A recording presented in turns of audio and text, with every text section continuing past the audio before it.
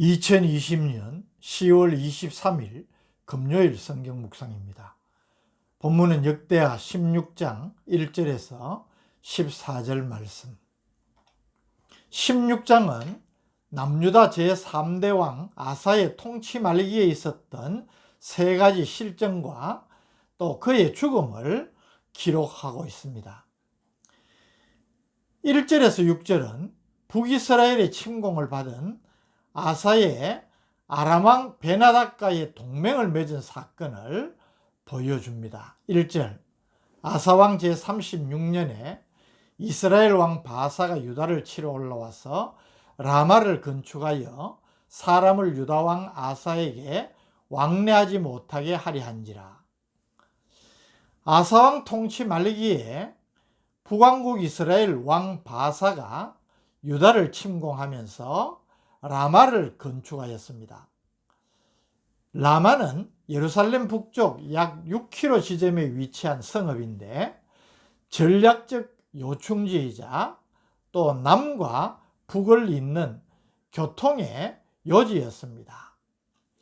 바사가 이 라마를 건축하고자 유다를 침공한 이유는 라마를 유다 정복의 전진 기지로 삼는 것과 동시에 또 정치적이고 종교적인 이유로 이스라엘 백성들이 많이 유다로 이주하는 것을 막기 위하여서 라마를 건축하려고 한다고 볼 수 있습니다.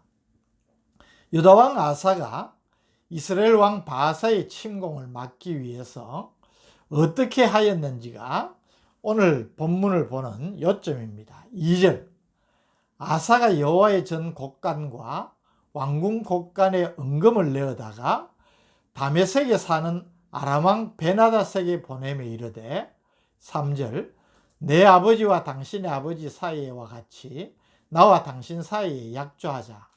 내가 당신에게 은금을 보내노니 와서 이스라엘 왕 바사와 세운 약조를 깨뜨려 그가 나를 떠나게 하라 하매. 아사는 바사의 침략을 막기 위하여서 아람왕 베나닷에게 뇌물을 주고 이미 동맹 관계를 맺고 있던 바사와의 동맹을 깨고 이스라엘을 공격해 달라는 것입니다.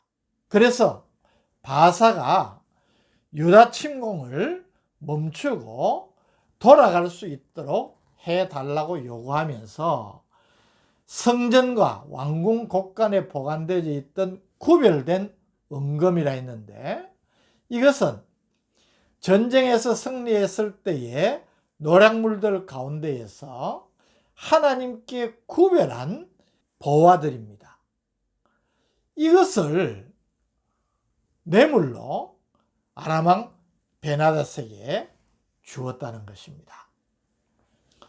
베나닷이 아사의 요구를 수용해서 북이스라엘의 성읍들을 공격하자 바사는 라마를 건축하는 일을 포기하고 돌아갈 수밖에 없었습니다. 4절, 베나닷이 아사왕의 말을 듣고 그의 군대 지휘관들을 보내어 이스라엘 성읍들을 치되 이온과 단과 아벨마임과 납달리의 모든 국고성을 쳤더니 5절, 바사가 듣고 라마 건축하는 일을 포기하고 그 공사를 거친지라. 베나닷이 아사로부터 뇌물을 받고 그 요청을 받아들였지만은 이 베나닷에게는 그보다 더 근본적인 이유가 있습니다. 어떻게 하든지 영토 확장의 기회를 엿보던 차에 팔레스틴으로 진출할 기회가 왔다는 사실을 알고 이스라엘을 공격하여서 갈릴리 평원지대를 확보함으로 지중해에 이르는 무역로를 개척하고 팔레스틴 정복의 전진기지로 삼아야 되겠다고 생각을 한 것입니다. 그래서 4절에 나타나는 그가 공격한 이스라엘의 성읍들은 다 팔레스틴 이 평원지대의 성읍들인 것을 볼 수 있습니다. 이 아람왕 베나닷이 자신의 요청을 들어주므로 북이스라엘을 공격하자 바사는 라마 건축을 중단하고 급히 자기 땅을 지키기 위하여서 올라갈 수밖에 없었습니다. 그래서 아사왕은 라마를 다시 회복하고 이 라마를 건축하기 위하여서 바사가 가지고 왔던 준비된 건축 자재를 가지고 게바와 미스바를 요새화했다는 것입니다. 6절 아사왕이 온 유다 무리를 거느리고 바사가 라마를 건축하던 돌과 제목을 운반하여다가 게바와 미스바를 건축하였더라. 오늘 이 사건은 아사가 지금까지의 모습과는 전혀 달리 위기의 상황에서 하나님을 의지하지 않고 인간적인 방법으로 위기를 벗어나려고 했을 뿐만 아니라 구별된 헌금, 즉 하나님께 드려진 하나님의 것을 자신의 위기를 모면하는 일에 사용하는 경망스러운 죄를 범한 것입니다. 이 아사의 잘못을 선견자 하나니가 책망을 합니다. 7절 그때의 선견자 하나니가 유다왕 아사에게 나와서 그에게 이르되 왕이 아람 왕을 의지하고 왕이 하나님 여호와를 의지하지 아니하였으므로 아람 왕의 군대가 왕의 손에서 벗어났나이다. 하나님은 구스 사람 세라가 100만 명의 군사와 많은 병거를 거느리고 유다를 침공했지만 아사의 유다군이 완성을 거두었던 일을 상기시키면서 아사왕의 어리석음을 통렬하게 질책을 하는 것입니다. 8절 구스 사람과 룹 사람의 군대가 크지 아니하며 말과 병거가 심히 많지 아니하더이까. 그러나 왕이 여호와를 의지하였으므로 여호와께서 왕의 손에 넘기셨나이다. 9절 여호와의 눈은 온 땅을 두루 감찰하사 전심으로 자기에게 향하는 자들을 위하여 능력을 베푸시나니 이 일은 왕이 망령되이 행하였은즉 이후부터는 왕에게 전쟁이 있으리이다 하매. 이 책망을 들은 아사를 보십시오. 아사의 태도는 이미 그가 너무나도 다른 모습을 보이고 있음을 보여줍니다. 10절 아사가 노하여 선견자를 옥에 가두었으니 이는 그의 말에 크게 노하였음이며 그때의 아사가 또 백성 중에서 몇 사람을 학대하였더라. 아사는 선지자의 책망을 불쾌하게 여겼습니다. 하나님의 종이 책망하는 것을 겸허하게 받아들여야 될 그가 불쾌하게 여기고 진노하여서 하나님을 옥에 가두었습니다. 원문에 보면 이 옥은 뒤틀리게 하는 집이란 의미가 있는 단어입니다. 그러니까 단순히 투옥한 것이 아니라 옥에 가두고 고문도 한 것으로 볼 수 있습니다. 그뿐만 아니라 하나님의 선지자를 이렇게 대하는 일로 백성들에게 동요가 일어나자 몇 사람을 본보기로 학대함으로 백성들이 불만을 나타내지 못하도록 조치한 것을 보여주는 것입니다.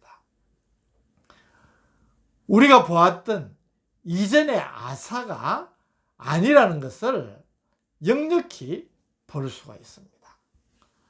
또 한 사건이 일어납니다. 12절 아사가 왕이 된 지 39년에 그의 발이 병들어 매우 위독했으나 병이 있을 때에 그가 여호와께 구하지 아니하고 의원들에게 구하였더라. 그는 끝까지 불신앙적인 태도를 버리지 못합니다. 그가 중병에 걸려 죽게 될 상황인데 하나님께 의지하고 하나님의 긍휼을 구해야 될 그가 하나님께 구하지 아니하고 의원들만 의지하다가 결국 2년 만에 죽고 말았다는 사실을 보여줍니다. 물론 여사에게 치료를 받는 것이 잘못이 아닙니다.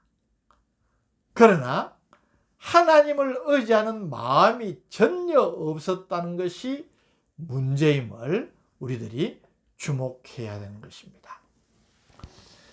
아사의 통치 말기의 행적을 보여주는 이 본문을 묵상하면서 저는 너무나 안타까운 마음을 갖지 않을 수 없습니다.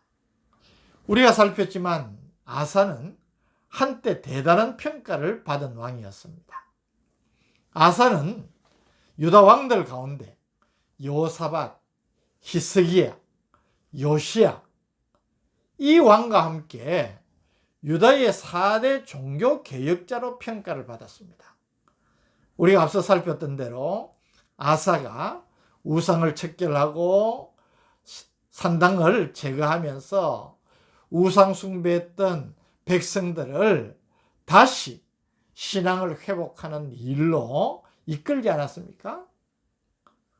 그러니까 그는 대단히 좋은 평가를 받았던 사람입니다. 그런데 그런 아사가 만년에 어떻게 이 지경이 되고 말았을까?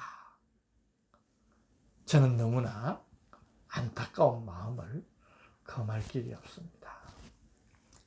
우리가 너무나 좋아하고 잘 아는 말씀 욥기 8장 7절에 내 시작은 미약하였으나 내 나중은 심히 창대하리라는 말씀이 있습니다.